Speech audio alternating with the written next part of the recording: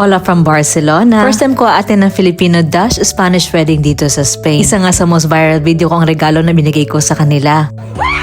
Today, aatin tayo ng kasal at ikukwento ko sa inyo ang nakakatuwang love story ng dalawa. Sinundo ko na nga itong asawa ko sa tindahan at baka malate pa kami. Dahil gabi yung kasal at wala din masyadong bata dun sa wedding, ay iniwan ko na lang muna mga anak ko sa hipag ko. Uuwi na lang kako kami ng maaga at susunduin sila. Ito nga palang outfit ko na nabili ko 2 days ago. So sobrang pagmamadali, hindi na ako masyadong nakapili. Kitang-kita pa nga ang dibdib ko dyan, pero nilagyan ko na lang pardible. Dahil medyo makinang na itong dress ko, hindi na ako masyadong nagsuot ng accessories. Ikot bracelet na lang. At ito naman ang bag ko. Taray, winter, naka-open toe sandal ang lola nyo. Good luck na lang sa atin sa lamig, ano. Pero hindi ako ganun katapang. Nag-stockings na lang ako. Bago umalis, itinapos ko ng regalong ibibigay sa kanila. Nakakalimutan ko kasi lagyan ng asin, bawang at paminta. Charis. Very typical dito sa Spain na pera na lang talagang iregalo sa mga bagong kasal. Mas practical kasi siya at para na din makatulong sa mga naggastos nila. Marami nagtatanong sa inyo kung magkano daw bang dapat na iregalo. Ang typical wedding gift amount ay depende sa relationship nyo ng mga ikakasal. Close friend ba kayo o kapamilya? Dito sa Catalonia, Spain, typically around 100 to 150 euros per person kung magkakilala lang kayo o magkatrabaho. 100 to 200 naman ang standard amount for most guests. Pero syempre, yun ay kung kaya mo naman. Kung gusto mong dagdagan ay go lang. Tapos yung mga very close friends at family ay mas matataas na amount na yun. Iaabot mo lang na nakalagay sa isang sobre o pwedeng diretso na sa bank account nila. Ginawa ko lang special itong pagbibigay ko ng pera. Nakita nyo na siguro na ginawa ko rin itong prosperity jar na ito sa wedding ng friend nating si Borja at Ivan. Sobrang nagustuhan nilang idea kaya naisip ko na gawin din ito para sa kaibigan kong si Janine. Bakit mo naman ilagay sa loob ng pasta ang pera? Double meaning kasi yan. Nasabi ko na rin ito sa inyo na ang pera sa Spain minsan ay tinatawag na pasta. Pero tingin ko mga Spanish lang makakagets niyan. So siya isang pasta sa pasta. Pero dahil isang Pilipina ako na naniniwala din minsan sa swerte, dinagdagan ko rin ng bigas, asin at barya. At eto na, on the way na tayo. 20 minutes away lang sa bahay ang venue. Sobrang excited din ni Shabjama kasi masasolo daw namin ng gabi. Bago ko ikwento sa inyong love story nitong friend natin, ipapakita ko muna sa inyong lugar na napili nila. Aba at may parade carpet pa kanina. Sobrang ganda ng lugar, may pagka-rustic style siya. Dito naman sa lugar na ito, mangyayari ang kissing scene. Tara, silipin muna natin si Janine. Nag-hi lang ako dito sa kanya sa may bintana at di na ako pumasok sa loob at baka maistorbo pa. Andito nakasabit sa puno ang wedding dress niya na pinipicturan ng mga photographer niya. Isa-isa na rin nagdatingan ng mga bisita at andito rin si Tito Bong at Tita Elsie. Nalumipad pa from Pinas para maging present sa kasal ng anak nila. Andito rin ilang kapatid at mga kamag-anak niya at ang buong tropa sa Barcelona. Isa ito sa mga kinainggit ko kasi nung kinasal kami ni Shabjama, mag-isa lang ako. Pero naikwento ko na sa inyong love story namin kaya mag-focus na lang tayo sa mga bida for today's video.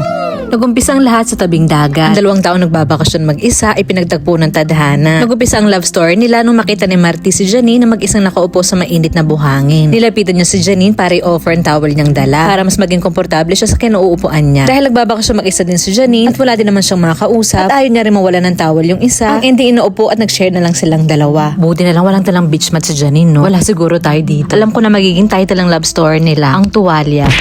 Dito sa Spain, di lahat ay marunong mag-English kaya naman madaling napabilib ni Marty si Janine. Sa sobrang gaan ng loob nila sa isa't isa, ay di na nila napansin na surog na pala mga balat nila sa araw. Nagkwentuhan at siguro nauwi na rin sa harutan. Itanong na lang natin yan. Nagpalitan sila ng number at doon na nga nag-umpisa mag-imbit ng lumabas si Marty. Ang unang date nila ay sa Barcelona, sa isang sinihan, kung saan tines agad ni Janine ang kanyang tapang. Pinanood nila ang pelikulang La Llorona, isang horror movie na di bet ni Marty. Pero tiniis niya kasi bet niya si ate. Then simula na noon, nagde-date na sila every Wednesday. Sinusundo siya ni Marty sa bahay niya para kumain sa labas. Then on weekends naman, ipalagi daw silang magkasama nagta-travel outside Barcelona. After na ilang months, hindi na maitago ni Marty sa pamilya niya ang nararamdaman niya kay Janine. Kaya naman, inimbitahan niya si Janine sa isang family gathering kung saan magaganap ng kalsutada. Ang kalsutada isang Catalan tradition kung saan nagka-gather ang friends and family para kumain ng inihaw na mahabang sibuyas na isinasawsaw sa romesco. At usually ay may barbecue ding nagaganap sa araw na ito. Nabuong relasyon nila at mas nakilala ang isa't isa sa pagta-travel together dahil ito ang hilig ng dalawa. Naging magandang samahan hanggang sa isang araw, inoffer ng mama ni Marty ang isang apartment nila na walang nakatira. At tinanong nga na baka gusto daw nila magsama. O dava, napaka-konsentidor ni mama. Natapos na nga pala ang party, di pa rin napapaputong na Shabjama ang party papo.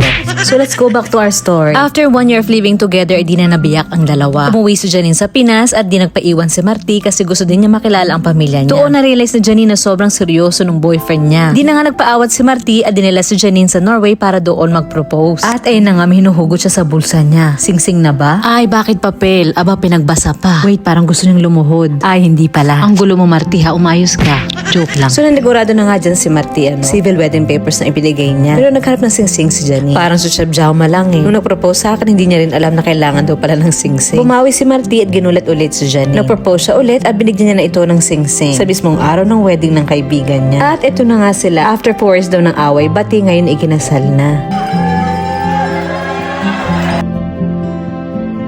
Pagkatapos namin kumain, ibinigyan nila kami isa-isa ng wedding souvenir. At dito ko na rin inabot ang regalo ko. Ito na naman tayo sa mga ano. Espalgos. Artistic.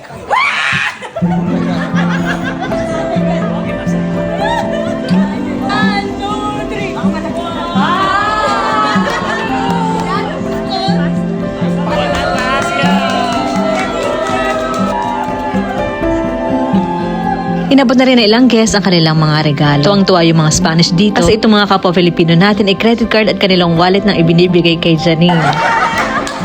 Nagpakitang gilis din ng groom sa pagsayaw kasama ang kanyang mga kaibigan. Pero syempre di kami papatalong mga babae. Nagkaroon din kami ng special dance number na kanila lang talaga namin pinapractice sa labas. Kahit di kami sabay-sabay okay lang. Sobrang enjoy na enjoy naman.